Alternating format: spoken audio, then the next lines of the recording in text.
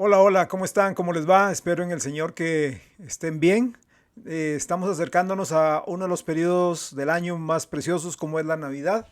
Estamos también terminando nuestro estudio bíblico con relación a la historia de la iglesia. Es un bosquejo prácticamente, es un vistazo corto a la historia de la iglesia. Lo hemos estado uniendo con Apocalipsis capítulos 2 y 3. Hoy terminaremos nuestro estudio, Dios primero, si nos presta la vida para poderlo terminar. Estaremos viendo la segunda parte de la historia de la iglesia con relación específicamente al periodo de la iglesia en la Odisea. La iglesia de la Odisea que va desde el año 1900 hasta uh, el arrebatamiento, hasta que nuestro Señor Jesucristo venga por su iglesia. Vamos a orar para que Dios nos ayude y nos dé guía en este momento. Señor, en el nombre de Jesús llegamos delante de tu presencia, agradeciendo tu bondad, agradeciendo tu misericordia, agradeciendo tu espíritu que está acá entre nosotros. Yo oro, mi Señor, para que tú te glorifiques. Yo oro, Señor, para que tú te muestres a cada uno de nosotros a través de tu palabra, que tú, Señor, seas o tomes el control de cada cosa que hagamos. En el nombre de Cristo Jesús te lo pedimos. Amén. Estamos hablando de este periodo de la iglesia de la Odisea, que es conocido como la iglesia apática, la iglesia apóstata. Nosotros vimos o extrajimos de Apocalipsis capítulo 3, los versículos 14 al 22, nuestra base de dónde estamos sacando este estudio. Vamos a repetirlo, ¿está bien? Hablamos primero de la iglesia de los últimos días, ¿verdad? En Apocalipsis capítulo 3, le pido que lo busque, por favor. Apocalipsis capítulo 3, versículos 14 al 22. Dice entonces así, Apocalipsis capítulo 3, versículos 14 al 22. Por tanto, yo te aconsejo que de mí compres oro refinado en fuego para que seas rico, vestiduras blancas para vestirte. Estoy leyendo la última parte, ¿verdad? Digámoslo así, la conclusión. La primera parte hablaba de que eres una iglesia, no eres ni fría, no eres ni caliente, eres tibia y por tanto te vomitaré de mi boca. Ese es el sentimiento que le damos la iglesia de Cristo hoy al Señor. No es una iglesia fría donde Él pueda trabajar, no es una iglesia caliente que esté haciendo las cosas bien para el Señor, sino es una iglesia más o menos. ¿Cómo va todo? Más o menos. ¿Cómo va tu andar con Dios? Más o menos. ¿Cómo va tu matrimonio? Más o menos. ¿Cómo van tus finanzas? Más o menos. ¿Cómo va tu paternidad? Más o menos. ¿Cómo va todo? Más o menos. La iglesia tibia, más o menos, ¿verdad? Mediocre, así es como somos. Y eso no le agrada a Dios. Pero acá el Señor está diciendo, mire, yo le aconsejo que compre oro refinado en fuego, que sea, para que seas rico de verdad, ¿verdad? Porque recuerde que la primera parte decía, yo digo que soy rico, tú dices sos rico, ¿verdad? Pero eres pobre, miserable, desventurado, ¿verdad? Luego dice, para que compres vestiduras, para vestirte y no se descubra la vergüenza de tu desnudez. Después dice, unge tus ojos con colirio para que veas. Yo reprendo, dice el versículo 19, yo reprendo y castigo a todos los que amo. Sé pues celoso y arrepiéntete. He aquí, yo estoy a la puerta y llamo. Si alguno oye mi voz y abre la puerta, entraré a él y cenaré con él y él conmigo. El Señor quiere tener relación con usted, quiere tener relación con la iglesia. No solamente que lo vean cuando ocupamos desesperadamente su intervención, sino que Él sea el Señor y controlador, el amo, el dueño de nuestra vida y de nuestra iglesia. Y dice el versículo 21, al que venciere le daré que se siente conmigo en mi trono, así como yo he vencido y me he sentado con mi Padre en su trono. El que tiene oídos para oír, oiga lo que el Espíritu dice a las iglesias. Ok, ahora vamos a ver... vimos entonces que Jesús cómo se presenta a la iglesia, ¿verdad? Vimos la condena de la iglesia de la Odisea, el consejo a la iglesia de la Odisea, las condiciones para la comunión, porque eso es lo que el Señor Jesús quiere tener con su iglesia, una comunión, ¿verdad? No solamente que lo veamos como una pata de conejo, no solamente que lo veamos como la última alternativa, ya cuando estamos con el agua por el cuello, llegando a la barbilla, ¿verdad? Y ya, ¿verdad? Buscamos a Dios, no, buscar a Dios siempre. Y también vimos la condición para obtener la corona. Estamos en los últimos días, eso es definitivo. Estamos en los últimos días, no porque sea algo trillado, no es porque es un estribillo que se gasta y se habla de los últimos días, es simplemente porque hay una correlación entre la frase los últimos días y el espíritu que impera en estos días. Hablemos de la apostasía de los últimos días, o sea, esta apatía en la cual la iglesia ha caído, ¿verdad? Y ha afectado la sociedad. En la Biblia nosotros podemos ver que este periodo de apostasía sucede antes de la venida del anticristo. Este periodo de apostasía prepara, usted dijo, ¿se equivocó, pastor? ¿No es antes de la venida de Cristo? No, es antes de la venida del anticristo. Este periodo de apatía está preparando el terreno para el anticristo, para el mundo, para que el mundo le quede en bandeja de plata a él, ¿verdad? Antes, ¿sí? Antes del arrebatamiento de los cristianos. En segunda de Tesalonicenses, el capítulo 2, Pablo dice que el día del Señor no vendrá sin que antes venga la apostasía, una apostasía específica durante los últimos días. Entonces, si tiene su Biblia ahí, acompáñeme, vamos a hacer un breve estudio sobre esto de la apostasía para que usted juzgue. Es que lo que Pastor Freddy está diciendo de la apostasía. No, para que usted vea su comunidad, vea las iglesias que nos circundan, ¿ok? Apocalipsis capítulo 2, versículos 2 al 4. Y vea lo que dice ahí. Apocalipsis capítulo 2, versos 2 al 4. Dice: que no os dejéis mover fácilmente de vuestro modo de pensar, ni os conturbéis, ni por espíritu, ni por palabra, ni por carta como si fuera nuestra, en el sentido de que el día del Señor está cerca. O sea, Pablo está diciéndole a esa gente, así como 2000 años atrás, mire, el día del Señor está cerca. 2000 años han transcurrido. ¿Cuánto más cerca cree usted que está la venida de Jesús? Ok. Luego dice el versículo 3, nadie os engañe en ninguna manera, porque no vendrá sin que antes venga la apostasía. O sea, Jesús no vendrá sin que antes se manifieste la apostasía y se manifieste el hombre de pecado, el hijo de perdición. ¿De quién está hablando aquí? Del anticristo, el cual se opone y se levanta contra todo lo que se llama Dios o es objeto de culto, tanto que se sienta en el templo de Dios como Dios, haciéndose pasar por Dios. Esta apostasía de los postreros días tiene que ver con espíritus engañadores, con doctrinas satánicas y con un sistema religioso que no permite a la gente incluso casarse, controlando también el tipo de comida que usted puede ingerir, ¿verdad? Incluso hasta cuándo. Vea, acompáñeme a Primera de Timoteo, carta que el apóstol San Pablo, la primera, le envía a su discípulo en el Señor, a su hijo espiritual Timoteo. Primera de Timoteo, capítulo 4, versículos 1 al 3. Dice así la palabra de Dios, Primera de Timoteo 4, 1. Pero el Espíritu dice claramente, ¿ok? ¿Qué dice el Espíritu? Que en los postreros tiempos, o sea, en los últimos tiempos, algunos apostatarán de la fe. A veces la gente me dice, pastor, fíjese que yo vi ahí en internet, yo vi en YouTube, un cantante, un predicador que abandonó al Señor. ¿Qué dice ahí? O sea, la gente se escandaliza porque no conoce la Biblia. La gente, pero era un predicador, era un ministro de alabanza de un gran grupo musical que adoraba y guiaba a los jóvenes a Cristo. Y el Espíritu dice claramente que en los postreros tiempos algunos apostatarán de la fe.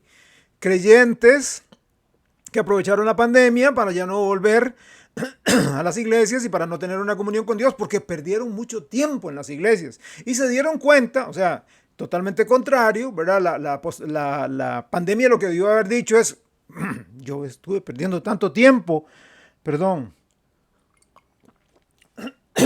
yo estuve perdiendo tanto tiempo y la muerte me puede sorprender en cualquier momento, así que voy a servir más a Dios. No.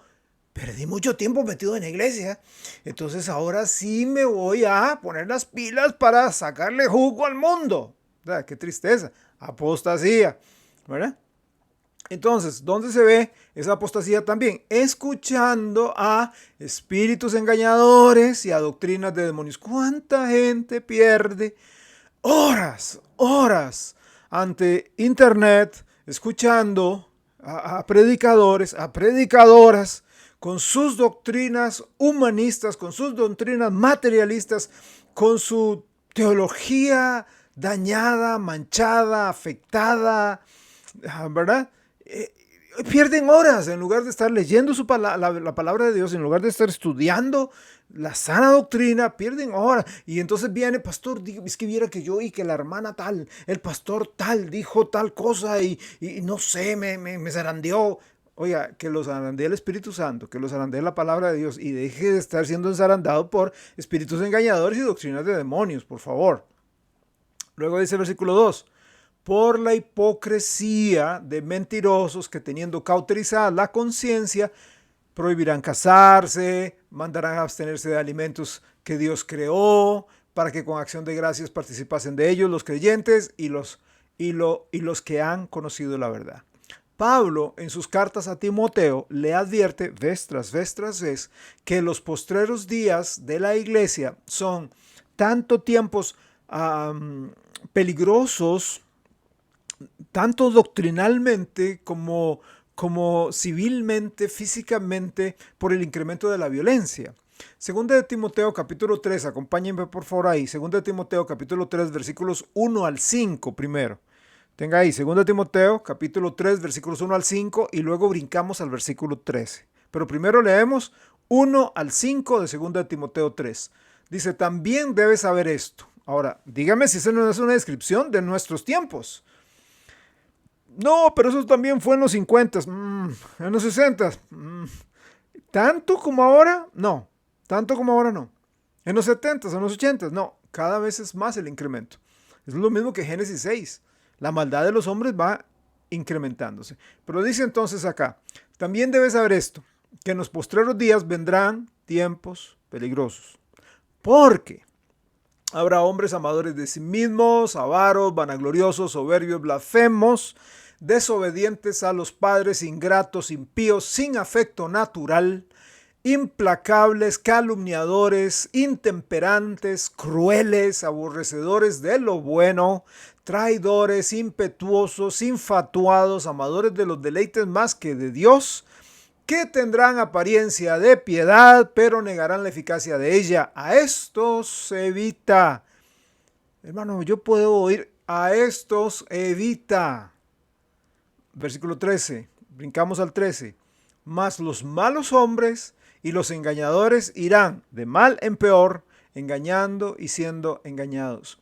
Es un tiempo, este tiempo final es un tiempo de apostasía cuando la gente, aún la gente que se llama cristiana o se autodenomina cristiana, no sufre la sana doctrina, solo quiere oír lo que les interesa. Ojalá todo sea de bastante motivación personal, que me hagan muchas porras, mucha barra, mucho chiquitibún a la bim bomba, yo soy el campeón, ra. Ojalá me hagan sentir bien. No es, ojalá me enseñen la palabra de Dios para soportar los embates del mundo de Satanás, ¿verdad? De mi carne que flaquea, que fluctúa, sino que yo me sienta bien. Voy a una iglesia donde me siento bien. No donde me enseñan la palabra de Dios, no donde me confrontan, no donde me dicen, mira, si estás haciendo mal hay que cambiar, hay que darme de vuelta, hay que buscar al Señor. No, que me hagan sentir bien, que me pongan las canciones, o sea, como una rocola, ¿verdad? Como antes, usted iba y echaba la monedita o aprieta o se hace su playlist en alguna de las fuentes donde usted puede buscar música, se hace su playlist de las canciones que me gustan. Entonces, que esa iglesia cante las canciones que me gustan, que vistan como me gusta, que hagan las cosas que a mí me gustan y me hablen bonito, me hablen cantadito al oído. ¿Ok? Segunda Timoteo capítulo 4, Segunda Timoteo capítulo 4, versículos 3 y 4. Segunda Timoteo 4, 3 y 4. Dice la palabra, 2 Timoteo 4:3, porque vendrá tiempo, y estamos en ese, cuando no sufrirán la sana doctrina. ¿Cuáles son las iglesias que más se llenan? Las iglesias donde se predica la doctrina. Ahora, yo sé que hay gente bien aburridos para predicar, pobrecitos. ¿Verdad? Gente que cree que doctrina es aburrido, entonces tengo que como castigar a la gente hablándole así bien aburrido. No, ya eso es un problema de comunicación de la persona. ¿verdad? Pero ahora, si tiene el poder del Espíritu Santo, aburrido o no aburrido, lo que pega es la palabra de Dios. Solamente esa persona sabrá si tiene está enchufado con el Espíritu Santo o no. Nadie más. Nadie más. Solo esa persona sabrá si yo estoy caminando con el Señor. Pero vendrá tiempos donde la gente no sufrirá la sana doctrina, sino que teniendo comezón, picazón de oír, se amontonarán maestros conforme a sus propias concupiscencias y apartarán de la verdad el oído y se volverán a las fábulas. Ok, esta apostasía, paremos acá de dar algunos versículos que hablan sobre esto de la apostasía para que usted se dé cuenta que estamos en apostasía, pero dése cuenta también dónde empieza, dónde arranca y cómo es que se va desarrollando esto de la apostasía, porque no es de la noche a la mañana, no es que de repente, hermanos, amigos, no es que de repente usted va caminando, digamos, como el alcoholismo, no es que usted va caminando y ¡pum!, lo picó un picho y usted dice, uy, ya me hice alcohólico, ya me hice drogadicto. No. Son pasos que se van dando. La filosofía maneja a los individuos, y la gente no se da cuenta, pero la filosofía va manejando a los individuos. El diablo sabe, esa es una razón porque una de las materias más importantes en la UCR y en la Universidad Nacional y en cualquier universidad pública es filosofía, para tratar de lavarle el cerebro a los muchachos. No estoy diciendo que entrar a la universidad es malo, pero sí que creo que algunas materias son absolutamente innecesarias, pero tienen el propósito de lavarles el cerebro a nuestros chicos, eso sí, ¿verdad? Muy bien. ¿Dónde nace la apostasía? La apostasía ve sus orígenes en el racionalismo alemán. La apostasía tiene sus orígenes en el racionalismo alemán. Las raíces de la Odisea están en Alemania. El mismo país, qué curioso, ¿verdad? El mismo país que nos dio la reforma a través de Martín Lutero. Ahí, recuerda, 1500 y pico, Lutero protesta y ahí nace la reforma, ¿ok? De Alemania y se extiende hacia varios lugares de Europa. Bueno, ahí mismo en Alemania nace el racionalismo. ¿Okay? El racionalismo alemán es también llamado el alumbramiento o el humanismo secular y comienza con un movimiento a mediados del siglo XVII y se desarrolla en el siglo XVIII después de Cristo. Este movimiento se opone a toda la religión sobrenatural. Eso es el racionalismo. Todo tiene que ser racional. Si yo no lo veo, si no lo toco, si no lo entiendo, no funciona. Ese es el racionalismo humano. Y entonces el hombre, el ser humano, logra su felicidad a través del racionalismo humano. La creencia fundamental es que la naturaleza del hombre es buena, que todo ser humano tiene una chispa de bueno en él, ¿ok? No cree en el pecado original del hombre, ni en la naturaleza pecaminosa que hay en el ser humano. El racionalismo destruye la fe de la persona en la autoridad de la Biblia y motiva el criticismo bíblico. Oiga bien esta palabra, criticismo bíblico. Básicamente, racionalismo alemán reemplaza a Dios por el intelecto humano. Deja a Dios de lado, deja la Biblia sobrenatural de lado para que sea el hombre por el hombre, la capacidad intelectual del hombre. Todo esto da comienzo, como digo yo, a lo que hoy se llama el criticismo bíblico. ¿Ok?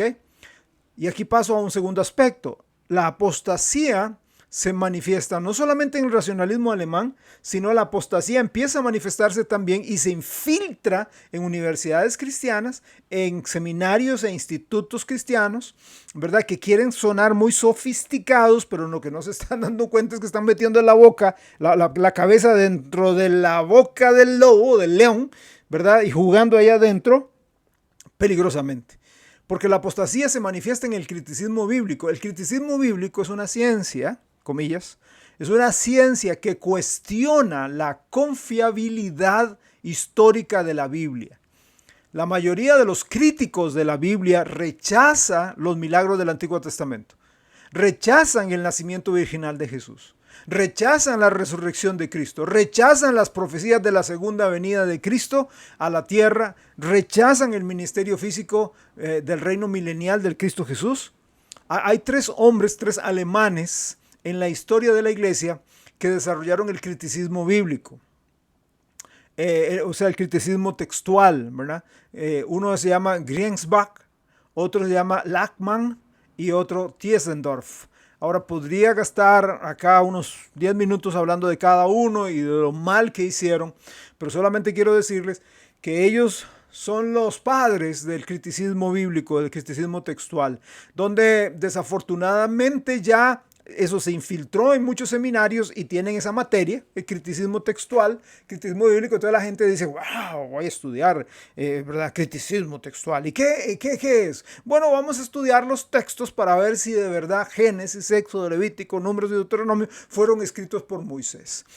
Y entonces viene uno, Lachmann o Tiesendorf, y dicen, bueno, para mí es fábula hebrea, eso, los primeros 3 capítulos, por favor. ¿Y cómo pudo Moisés, sin haber nacido, escribir el Génesis? Porque Moisés nace hasta en Éxodo, y entonces lo que hacen es hacer exactamente lo que Satanás hizo. Lo que pasa es que más sofisticado. Pero lo que Satanás hizo con Eva, cuando llega y le dicen, ¿con que Dios os ha dicho que no comáis de todo árbol? Entonces estas personas vienen y en los novatos que entran a los seminarios, a las universidades cristianas, empiezan a lavarles el cerebro y entonces ya salen con los manuscritos originales. Eso no dice, como si hubieran visto los manuscritos originales. Ni ellos ni sus profesores vieron los manuscritos originales. Los profesores simplemente están repitiendo lo que oyeron de sus profesores y oyeron de sus profesores, porque los manuscritos originales dejaron de existir hace mucho tiempo. Pero lo que se hace es poner el signo de interrogación, ¿verdad? Yo creo que el Evangelio de Juan no fue escrito por Juan.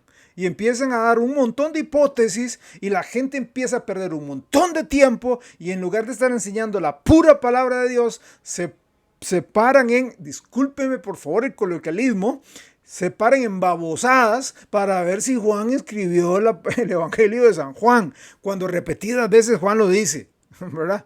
Dentro de su Evangelio. Igual Moisés. El mismo Cristo hablando del Génesis, el mismo Cristo hablando del Éxodo, dice Moisés fue, pero la gente vamos a analizar y empiezan a desmenuzar, pierden tiempo de enseñar este libro precioso, pierden tiempo de estar evangelizando a la gente, pierden tiempo de estar discipulando a la gente, y lo que hacen es un montón de intelectuales creyendo ser superiores a Dios. Bien, la apostasía no solamente se manifiesta en el racionalismo, no solamente se manifiesta en el criticismo textual, también la apostasía se manifiesta en el materialismo. Todo eso, por favor, entienda, todo eso afecta a la iglesia. Todo eso está afectando a la iglesia. Afecta a los seminarios, de donde vienen los profesores, ¿verdad? A los misioneros que llegan a establecer sus institutos bíblicos en otros países y llevan esas mismas ideas y lo transmiten, y los pastores lo creen, y ellos están enseñando eso a las iglesias, ¿verdad? Entonces todo eso se da, ¿ok? Entonces la apostasía se manifiesta en el materialismo también, se manifiesta en el materialismo, ¿sí? Ok, bien, déjenme ver acá una cosa que se me movió, ya. El materialismo es el enfoque del hombre en lo material de esta vida, y así el hombre trata de lograr un nivel de vida siempre más alto, ¿verdad? La apostasía se manifiesta a través del materialismo, porque el hombre materialista siempre busca lo terrenal a expensas de lo espiritual. Siempre busca lo terrenal, quiere lo material por encima. Digámoslo así, el materialismo es la antítesis de lo que encontramos en 2 de Corintios capítulo 4, versículo 18. Búsquelo, por favor. 2 de Corintios 4, 18. El materialismo es la antítesis de eso. Dice así el texto. 2 de Corintios 4, 18. No mirando nosotros las cosas que se ven. O sea, el Señor nos dice, miren, no se fijen en las cosas que se ven, sino en las que no se ven. El materialismo dice, fíjese en lo que se ve. Fíjese en lo que tiene, en lo que palpa. Pero Pablo sigue diciendo acá, pues las cosas que se ven son temporales, pero las que no se ven son eternas. El materialismo tomó su fuerza alrededor del año 1900, por ahí, cuando la revolución industrial resulta en la producción de bienes a un costo más bajo, ¿verdad? Porque al producir en masa, ya no es lo mismo que a mano, ¿verdad? Artesanalmente, como dice la gente, ¿no? Voy a comerme una pizza artesanal. Una pizza artesanal es más barata que todas esas pizzas que tienen ya la masa y todo ya bien congelado y nada más se lo tiran y lo meten al horno y vámonos. Lo artesanal lleva más manualidad, es más caro. Antes, hacer algo era uno a uno y por eso era más caro. Luego ya salen ya las bandas donde va el producto, ¿verdad? Y se va extendiendo por todo lado y salen más a ese producto. Entonces hace que el consumo sea mayor, ¿verdad? La revolución industrial ayuda. Nos da bienes a un costo muy bajo. En Apocalipsis 3:17, recuerda, nosotros leímos que la iglesia de la Odisea es una iglesia materialista. Es una iglesia materialista. Dice que es rica, se llena de muchas cosas. Y usted eche un ojo. Ahora usted me dice, sí, pero la iglesia en África, sí, pero la iglesia en Europa y la iglesia en los Estados Unidos, la iglesia en América Central inclusive, en muchos lugares de América Central. Yo sé que hay lugares en América Central donde hay mucha pobreza también. Vea las iglesias en nuestro país, en Costa Rica, ¿verdad? Muchas son iglesias muy ricas. En Sudamérica, lo mismo. En Corea, etc. La apostasía se manifiesta también en la teoría de la evolución. O sea, empieza afectando los seminarios, los institutos bíblicos, las universidades bíblicas, se filtra y empieza en la educación. Vea que todo es en la educación. Primero en la educación religiosa, en la educación espiritual, luego pasa a la otra educación, la educación de nuestros estudiantes, la suya, la mía, en los colegios, en las universidades. Y empiezan a darnos como producto final, como algo totalmente probado, una cosa que es una teoría. La teoría de la evolución se ve en la apostasía. A Carlos Darwin, quien vivió entre 1809 y 1882, publica su libro El origen de las especies en 1859. Este libro llegó a ser la obra base de la teoría de la evolución. Esta teoría propone que todos los seres vivos que existen son el resultado de una cantidad infinita de mutaciones de seres primitivos, de amebas, ¿verdad? Que permitían a los seres mejor adaptados sobrevivir en un ambiente. El que sobrevivía era el más capaz, el más fuerte. El más fuerte se sobresalía por encima de los más débiles. ¿Okay? Esta teoría hace innecesario el creer en un Dios creador de un universo ordenado. ¿Por qué? Porque simplemente todo salió por casualidad, ¿verdad? Todo sale por una explosión donde a través de millones de años, todo va mutando, todo va cambiando, todo va mejorando con un propósito, ¿ok? O mejor dicho, sin un propósito. Nuestro Dios es un Dios creador y crea todas las cosas con un propósito. La evolución no cree eso. La teoría no puede... recuerde lo siguiente, otra vez, cuando usted esté divagando y usted diga, es que será cierto, no será cierto, nada más. Respire, tómese un vaso de agua fría, piense, por favor. Yo creo que lo más cristiano que un individuo, una mujer, un varón puede hacer es pensar, lo más cristiano. El mundo nos tacha de que no pensamos. Deberíamos ser nosotros más pensadores, un poquito más pensadores y no tomar las cosas y darlo todo por sentado. ¿A qué me refiero con esto? Usted debería pensar un poquito. Cuando usted dice, ¿será que entonces venimos del mono? ¿Y que será que entonces la evolución y Darwin tendrá razón y el origen de las especies? Nada más pare un momento, respire y pregúntese, ¿cómo se llama esto que me están enseñando? Así, nada más. Yo sé que suena muy burdo, muy simplista, pero a veces en lo simple están las respuestas. ¿Cómo se llama esto que me están enseñando y me están dando por sentado como un hecho? Y me están diciendo que si yo no creo en esto, soy un ignorante retrógrado, ¿verdad? Casi cavernícola. Ah, pero si usted cree en esto, es un gran intelectual. Ok, ¿cómo se llama eso? Se llama la teoría. ¿Cómo otra vez? Teoría de la evolución. Una teoría. Si aplicamos el método científico, una teoría es algo que no ha sido comprobado. Usted empieza el método científico dando hipótesis, teorías, y luego sigue un proceso científico hasta que llega a descartar esa teoría, descartar esa hipótesis o probarla y decir, dejó de ser hipótesis, dejó de ser teoría, ahora es una verdad. A través de los años, desde 1800 y pico hasta el día de hoy, no se ha podido, por favor, si estoy equivocado, me corrigen. No, aquí no es pelear por pelear. O sea, con datos, con hechos, donde usted me muestre el proceso científico que se ha seguido para que esa hipótesis se haya convertido en una realidad, en una verdad. Wow, entonces, ok, sí, creamos en la evolución.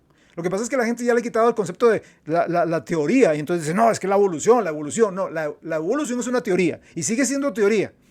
Y lo peor de todo es que afecta a la mente de muchos cristianos. Esta teoría no puede demostrarse, no ha podido demostrarse porque no tiene absolutamente nada científico. Es la idea de un hombre y de unos cuantos hombres. Y de hecho, Darwin tomó ideas de otra persona que estaba antes. Eso casi no se dice, pero así fue. ¿Ok? Esta teoría no puede demostrarse. Carece de evidencia sólida que la respalde. También contradice la segunda ley de la termodinámica, la ley de la entropía. Esta ley afirma que todo sistema que se deja, porque eso es lo que dice, ¿ok? Explotó, Big Bang, ¡pum! Todo explota. Pero por casualidad, a través de millones, se fue todo poniendo, alineando en una perfección tal. Y tenemos el sistema solar hoy. Y la galaxia Vía Láctea. Pero bueno, preocupémonos por el sistema solar donde estamos nosotros. Y entonces todo tan perfecto, que está tan perfectamente el planeta nuestro, la Tierra, puesto un grado más hacia un lado nos quemamos, un grado más hacia el otro lado nos congelamos y de repente, por pura casualidad, está sostenido en el lugar donde tiene, con un movimiento de rotación, con un movimiento de traslación, perfectos. A Dios no tiene nada que ver, eso es pura casualidad. Damas y caballeros, hay que pensar un poquito. No se deje llevar porque fulano de tal, el máster en, el doctor en, le dice a usted de que usted es un ignorante porque no cree. No, los ignorantes. El punto es, amados hermanos y hermanas, de que no nos tenemos que dejar impresionar porque una persona tenga un título académico elevado, una licenciatura, una maestría, un doctorado. Y si esa persona nos dice algo que no va de acuerdo a la palabra de Dios, no tenemos por qué creerlo. La teoría de la evolución se enseña hoy en escuelas, en colegios, en universidades, como si fuera un hecho, ¿verdad? A pesar de el sinnúmero de fallas que tiene. Desafortunadamente los cristianos, por no confiar en la Biblia, por no conocerla, ¿verdad? Y por basarse en la falsa ciencia, y digo falsa ciencia porque el mismo apóstol San Pablo habla de la falsa ciencia. Hay buena ciencia y mala ciencia, ciencia verdadera y ciencia falsa. La ciencia falsa, dentro de las ciencias falsas está la teoría de la evolución, pero desafortunadamente entonces algunos cristianos se dejan impresionar por esto y reaccionan diciendo que no toda la Biblia tiene que aceptarse científicamente porque no es un libro de ciencia. Claro, no es un libro de ciencia, pero la Biblia tiene los aspectos de ciencia que tiene la Biblia son verídicos, son confiables, son veraces. ¿Verdad? Y también salen algunos diciendo que no se tiene que aceptar la Biblia literalmente porque hay mucho simbolismo en ella. Cuando hay lenguaje simbólico, la Biblia misma lo aclara, ¿ok? Pero no solamente eso, no nos vamos a estacionar ahí, sino sigamos adelante. La apostasía se manifiesta también en el comunismo, se manifiesta en el comunismo. El comunismo tiene sus raíces en la filosofía materialista de Karl Marx. Marx propuso que el comunismo es el próximo paso en la evolución social. Parte de las condiciones necesarias para tal evolución era necesario abolir el concepto de Dios, quite a Dios del medio y sustitúyalo por el Estado. Quite a Dios, que es el proveedor y el sustentador, y vamos a poner al Estado. El Estado va a ser el proveedor y el Estado va a ser el sustentador. Marx pensaba que el Estado suplía todas las necesidades del hombre, cosa que ha sido demostrada a través de los años que no ha sido cierto y que es imposible de hacerlo. El hombre, pensaba Marx, luego de poner toda su confianza en el Estado, ¿verdad? Llegaría a tornarse en un ser pacífico, libre de envidia y de maldad, pero no solamente la Biblia desmiente esto, sino también los mismos regímenes comunistas que hemos visto imperando a nivel mundial lo desmienten. Es imposible esto, no es un sueño utópico, ¿verdad? El comunismo solo es otro evangelio social, sin Dios, sin la Biblia y sin la verdadera regeneración del hombre. Es apostasía, ¿ok? Pero durante este periodo de apostasía, el periodo de la Odisea, Dios siempre ha mantenido un remanente, una partecita, un pueblo fiel que no ha doblado sus rodillas ante los dioses de este mundo, de este siglo. Ese remanente fiel ha sido una minoría y siempre será una minoría durante este periodo, ¿ok? Y seguiremos siendo minoría hasta que Jesucristo venga, hasta que el Señor se apiade de nosotros y en su misericordia regrese y venga por nosotros. Hablemos ahora de la preparación de los últimos días, porque se han dado eventos mundiales que han preparado el terreno para la venida de nuestro Señor Jesucristo, para este final. Recuerde que el periodo de la Odisea parte de 1900 y se extiende hasta la venida de Jesús. Varias cosas, la apostasía ha sido el plato del día a nivel mundial, ¿verdad? A nivel de las iglesias, para ponerlas tibias, a medias tintas, ¿verdad? No con pasión para el Señor, sino ahí va, más o menos, ¿verdad? Pero eventos se han venido concatenando también a nivel mundial para la venida de nuestro Señor Jesucristo. Ok, el primer gran evento fue la Primera Guerra Mundial. Esta guerra nace, ¿verdad?, de una disputa porque se dio el asesinato del archiduque Francisco Fernando de Austria, Hungría. Dio comienzo a esta Primera Guerra Mundial. Los alemanes utilizaron este asesinato como motivo para declararle la guerra a Austria, a Francia y a Rusia. Realmente lo que el Kaiser de Alemania quería hacer era conquistar toda Europa. Y claro, buscan cualquier situación para eso. La situación era tal que ninguno de los bandos era lo suficientemente fuerte como para dominar al otro. Ninguno de los dos era suficientemente fuerte para vencer al otro. Entonces eso propicia la participación de los Estados Unidos y de otros países en este conflicto. Al final de la guerra, a Inglaterra, allá en 1920, a Inglaterra le fue dada la potestad, el control sobre Jerusalén, para que pudiera llevar a cabo las disposiciones de la declaración o la proclama de Balfour.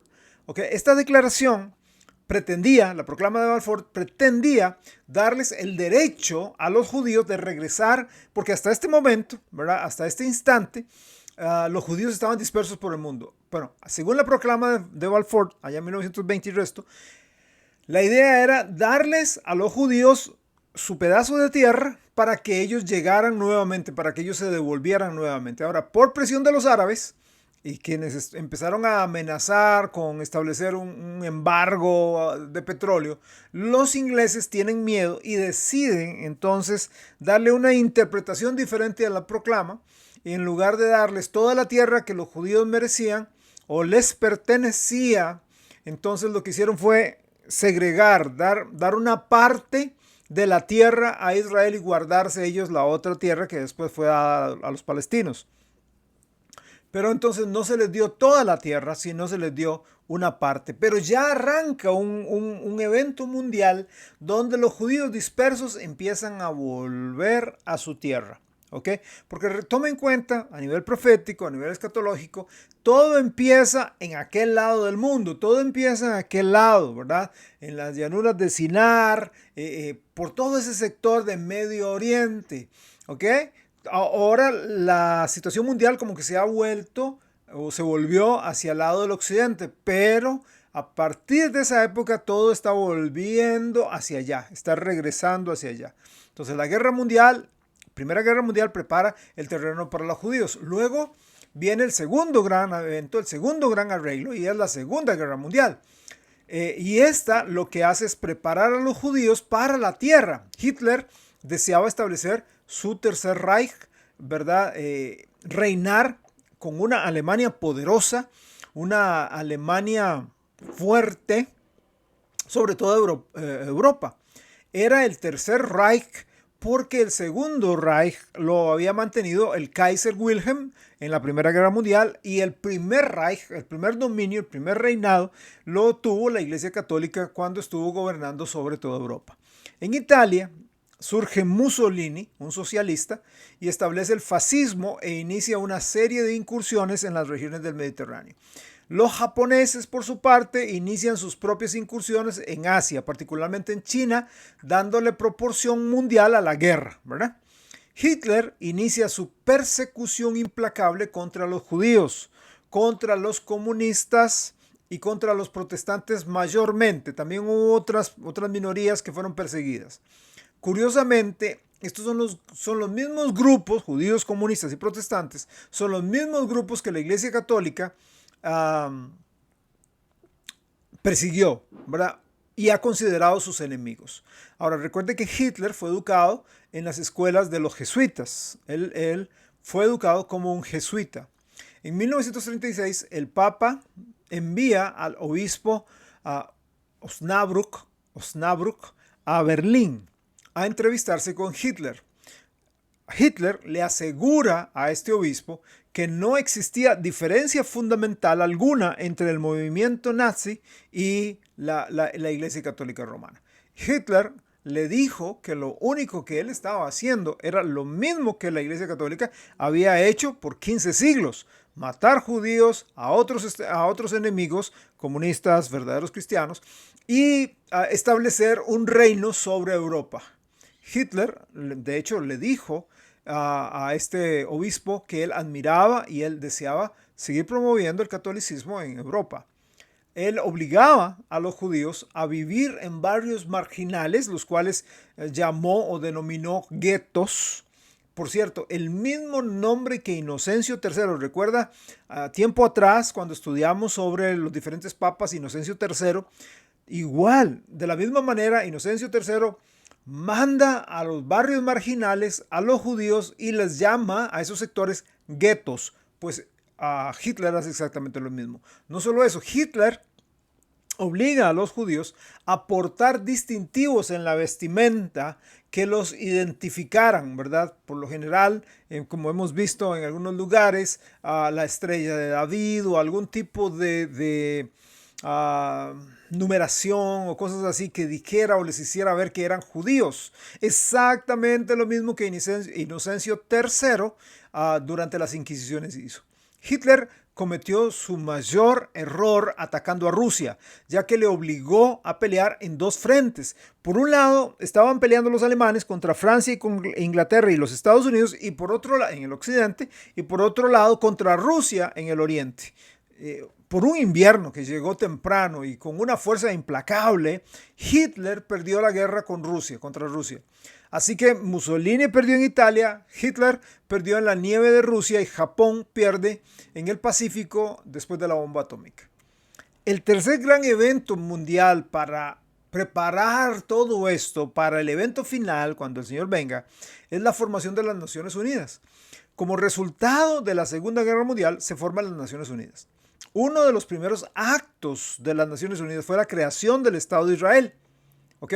Os repito, Israel, por la proclama de Balfour, se le da: en este pedacito de tierra pueden volver todos los judíos. ¿Ok?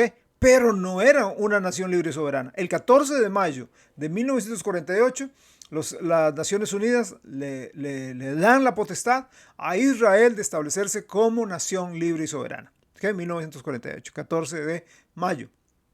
Entonces, ya los judíos empiezan a retornar de todos lugares a su tierra. ¿Qué es lo que estamos viendo con esto? ¿Qué fue lo que empezamos a ver con esto? Lo que estamos viendo es el cumplimiento de Ezequiel capítulo 37. Ezequiel capítulo 37. Y también el cumplimiento de Mateo 24. Mateo 24, ahorita hago referencia a Ezequiel, pero Mateo 24 decía claramente, de la higuera aprended, cuando ya su rama está para florecer. ¡Ey! Pónganle cuidado. Bueno, esa higuera es Israel. ¿Okay? La higuera es Israel. 1948 la higuera empieza a florecer. Y con relación al valle de los huesos secos, en Ezequiel 37, apúntelo por ahí, Ezequiel 37:7 dice, profeticé pues como me fue mandado, y hubo un ruido mientras yo profetizaba, y he aquí un temblor, y los huesos se juntaron cada hueso con su hueso. Ezequiel vio un valle de huesos dispersos por todo lado. Hay una profecía y empiezan a juntarse hueso con hueso. En 1948 los huesos empiezan a juntarse. ¿Por qué? Porque de todo lado del mundo, donde estaba la dispersión, donde estaba la diáspora, los judíos de todas las naciones empiezan a volver a su tierra. Ezequiel 37:9 dice, y me dijo, profetiza al Espíritu, profetiza, hijo de hombre, y di al Espíritu, así ha dicho Jehová, el Señor, Espíritu, ven de los cuatro vientos y sopla sobre estos muertos y vivirán. Y eso fue lo que pasó ahí, ¿verdad?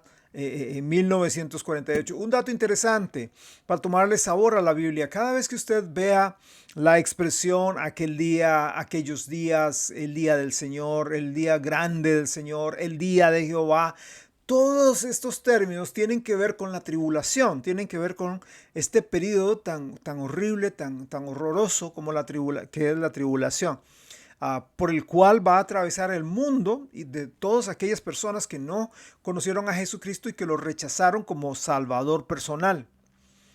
Entonces, nos encontramos en un periodo ¿verdad? Estamos en un periodo de cambio, estamos a las puertas de que el hombre de iniquidad llegue, a las puertas de que estamos en un periodo de apostasía, un periodo peligroso, un periodo de mucho cambio, ¿verdad? Un periodo donde la ciencia está aceleradamente tomando fuerza, ¿verdad? Como dice Daniel, la ciencia aumentará cada vez más la ciencia. El Señor dijo, cuando venga el Hijo del Hombre hallará fe en la tierra. Cada vez hay menos fe, la gente tiene menos fe, no tienen fe en los gobiernos, no tienen fe en la política, no tienen fe en la religión, no tienen fe hasta en el deporte, en los equipos. Todo es incertidumbre, la gente no cree. Vivimos días de mucha violencia, ¿verdad? Son estos días donde el hombre de iniquidad tarde o temprano va a manifestarse, porque todas las profecías ya están cumplidas. Nada más, repito, eche un ojo a lo que vimos hace un ratito del tiempo de apostasía, hombres amadores de sí mismos, vanagloriosos, desobedientes a los padres, blasfemos, etc. Esa es la sociedad en la cual nosotros vivimos a nivel mundial. Estamos ya a las puertas de que el hombre de iniquidad se manifieste y Jesús venga por nosotros, ¿verdad? Venga el arrebatamiento y se desate la tribulación para Israel y para todos los pueblos que rechazaron a Jesucristo. Ahora, ya para ir aterrizando nuestro estudio, quisiera que viéramos algunos héroes de la fe durante este periodo de la Odisea. Durante este periodo de la Odisea, la iglesia está, digamos, como a oscuras, está como de noche, ¿ok? Podríamos decir de estos hombres que son guerreros de los últimos días, quienes han estado atacando en esta situación en que la iglesia ha caído. Durante este oscurantismo que resultó por la apostasía, cuando le quitan al ser humano, cuando le quitan al hombre la palabra de Dios en su idioma original, se la esconden. Y luego viene la reforma y se la da, pero luego caemos en este adormecimiento espiritual en que nos encontramos. De repente Dios empezó a levantar este remanente que se ha levantado por el mundo entero, principalmente ahora, en este periodo de la Odisea, principalmente antes en Filadelfia. Recuerde, en Filadelfia fue en Inglaterra, y luego pasó a los Estados Unidos. Bueno, ahora está principalmente en los Estados Unidos, principalmente, aunque ya está pasando esto, ¿verdad? Pero quiero mencionar algunos de esos, tal vez usted los conozca. A un hombre llamado Clarence Larkin, 1850 1929. Él fue un arquitecto que se convirtió al Señor y llegó a ser un gran pastor bautista. Fue autor de varios libros excelentes, como por ejemplo uno de ellos, La verdad dispensacional. Una de las cosas que caracterizaba a Larkin es que como arquitecto que fue, dibujaba mucho, y muchos de sus escritos tienen muchos dibujos para tratar de, muchas gráficas muy informativas para poder tratar de entender los mensajes. Otro es Bob Jones primero. Él nació en un lugar en Alabama, Estados Unidos, en el sur de los Estados Unidos. En 1927 él funda la Universidad Cristiana en College Point, Florida, para jóvenes que querían una educación basada en la Biblia. En 1955, sus estudiantes se habían esparcido por casi cada estado de los Estados Unidos, ganando almas y estableciendo iglesias de sana doctrina. Bob Jones III es el presidente de esta universidad, que hoy día se llama Bob Jones University, y después de la muerte de Bob Jones I, la universidad cae en una apostasía porque dejan la Biblia King James, ¿verdad? Y empiezan a adoptar otros textos modernos y empiezan a adoptar dentro de sus materias, dentro del pensum de materias, entra el criticismo bíblico, que es, como dije, poner una interrogación en la Biblia y en la veracidad de la palabra y en la veracidad de los escritores, ¿verdad? Hoy enseñan el texto griego de las Sociedades Bíblicas Unidas, que es un texto corrupto. Otro hombre es William Franklin Graham, conocido como Billy Graham. En 1934 este señor se convierte en una reunión en un campo abierto en Charlotte, Carolina del Norte, un campo donde se reunían campañas de avivamiento, y un hombre de Dios llamado Mardochai Ham estaba predicando y tocó el mensaje del evangelio a Billy Graham. Él llegó a ser el que Dios usó para llevar a cabo el séptimo y último gran avivamiento en los Estados Unidos, en California. Graham y otro hombre, Luis Palau, continuaron. Este señor Luis Palau, de 1934 al 2021, recientemente murió hace un par de años, continuaron el patrón de Dwight L. Moody, del evangelismo masivo, el evangelismo profesional de las masas, ¿verdad? Otro hombre llamado G. Campbell Morgan influenció mucho sobre Bob Jones I. Fue pastor con raíces metodistas, fue autor de unos libros excelentes, comentarios de la Biblia.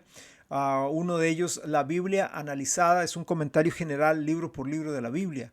Otro hombre de estos guerreros de la fe durante este tiempo de la Odisea, T.T. Shields, aunque no recibió una educación formal de una universidad o un seminario, este hombre llegó a ser un fuerte predicador de la palabra de Dios en Ontario, Canadá.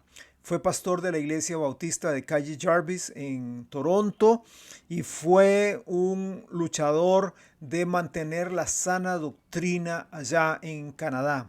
Luego está un hombre llamado H.B. Riley. Él creyó firmemente que la Biblia King James fue entregada del cielo e inerrante. Estudió en el seminario de los Bautistas del Sur en Louisville, Kentucky. Él culpó a Carlos Darwin y al racionalismo alemán por los problemas de la apostasía en la Convención Bautista del Sur. La Convención Bautista del Sur era un movimiento bautista fundamental, pero que empezaron a apostatar de la fe cuando empezaron a aceptar un montón de pensamientos en sus iglesias, en sus seminarios, ¿verdad? Hasta el punto de romperse. Sus amigos lo llamaban el segundo Martín Lutero porque se paró en la brecha contra la apostasía de una iglesia, en este caso la Convención Bautista del Sur, que se había vuelto apóstata. Luego tenemos a Oswald Smith. Él se convirtió al cristianismo durante una reunión de evangelismo conducida por R.A. Torrey, quien fue un discípulo de Dwight L. Moody. Él llegó a ser un gran pastor en Chicago. Él tuvo un corazón misionero apasionado. En 1950 él había predicado en Inglaterra, Francia, Holanda, Lituania, Etiopía, Alemania, Bulgaria, Turquía, España, Grecia, Escocia, Ceilán, Australia, Italia, Bélgica, Egipto. Era un hombre que se movía con el fuego del Espíritu, no solamente en Chicago, en su iglesia, sino en todo lugar, llevando el Evangelio por todo lado. Tenemos a otro hombre llamado John R. Rice. John R. Rice, un bautista del sur, quien se dedicó al evangelismo. Su pasión de Rice, la pasión de Rice era el evangelismo. Era el evangelismo. A tanto que publicó una revista, no sé, sinceramente una revista, un periódico fundamentalista. No sé si todavía estará vigente. Yo sí sé que años atrás, no sé, 20, 25 años atrás me fascinaba el misionero con el que yo trabajaba hace más de 25 años, pues él estaba suscrito a esta revista, La Espada del Señor, The Sword of the Lord, donde tenía predicaciones y consejos de evangelismo y cosas así. Esto lo empezó John Rice. El señor, otro hombre es Peter Rockman, 1921-2016. Este señor es un fuerte defensor de la palabra de Dios durante estos días de apostasía.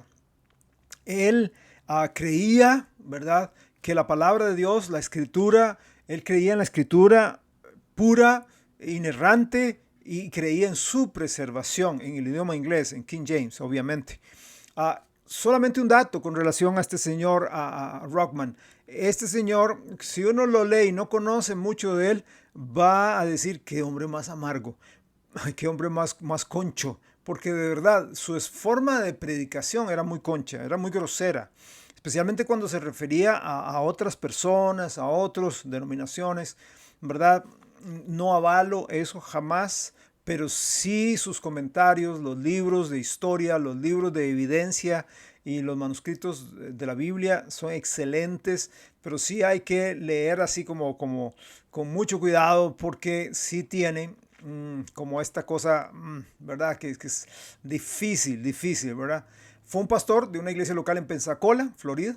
También fue uno de los profesores de ese instituto bíblico donde preparó muchos varones de Dios y los envió por todos los Estados Unidos y por todo el mundo. Hay varios más de estos hombres, pero quisiera hablar un poco de los siervos en nuestro país en los minutos que me restan. El primer misionero a Costa Rica, hablemos de esto, a mediados del siglo XIX, Roberto Ross y Roberto Lang, dos canadienses que habían comprado fincas de café en Costa Rica junto con sus esposas, empezaron a orar para que Dios enviara un misionero evangélico a Costa Rica. Mientras ellos oraban, un pastor evangélico en Dallas, Texas, Ciro Ingerson Scofield, el famoso Scofield, el que puso la Biblia anotada por Scofield, y vuelvo a ver para allá porque ahí tengo mi Biblia Scofield. Este hombre, siendo pastor en Dallas, empezó a sentir una gran carga, un interés misionero por Centroamérica. Compartió su carga, especialmente de Costa Rica o por Costa Rica, a un grupo de hombres piadosos y empezaron a orar todos en la iglesia por eso, para que Dios enviara un misionero a este precioso país nuestro. Unos pocos meses después, en el estado de Minnesota, Estados Unidos, William y Minnie McConnell se preparan para ir a África como misioneros con sus 3 hijos pequeños. William ya había renunciado a su trabajo en el ferrocarril y ya habían empacado todos sus enseres en cajas y barriles, ¿verdad? Y el día antes de salir al África, la pareja recibió una carta de la agencia misionera contestándoles de que su solicitud había sido rechazada muy tarde, ¿verdad? Como que muy tardecito para haber contestado. Qué importante ser puntual, ¿verdad? Qué importante es contestar rapidito las cosas, ¿verdad? Poco después, 1 o 2 días, se entera de Scofield y de su iglesia orando por un misionero para ir a Costa Rica, para venir a Costa Rica. McConnell escribe a Scofield y la familia es aceptada como respuesta a las oraciones de la iglesia en Texas. El 24 de febrero de 1891 sale para Costa Rica. Fueron los primeros misioneros evangélicos que llegaron al país. Fueron misioneros enviados por C. Scofield. Ahora, esta pareja, McConnell, no eran bautistas, ¿verdad?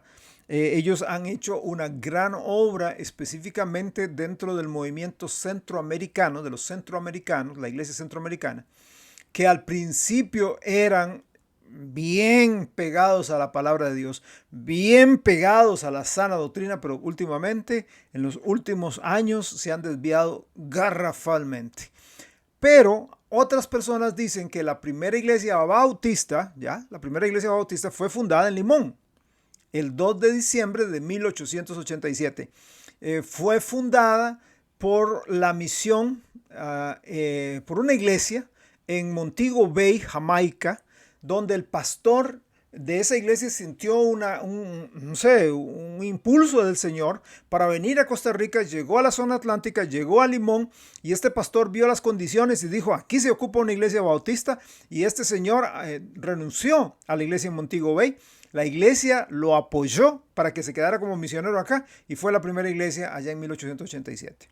Ahora, otros misioneros acá en Costa Rica. Por la misericordia del Señor, en Costa Rica hemos tenido misioneros, hombres de Dios que dejaron su tierra, su cultura, su comodidad para venir a nuestro país, para predicar el evangelio, levantar iglesias, apoyar iglesias en estado de decadencia. Algunos ejemplos que quisiera mencionar, pero antes de hacerlo, yo quiero decir que sé que no son todos, ¿ok? No son todos, pero son los que a este servidor se le vienen a la cabeza en este momento, ¿ok? Si yo omito a algunos, no es por mala fe jamás, sino por tener una mente finita y a veces olvidadiza. Mis disculpas anticipadas.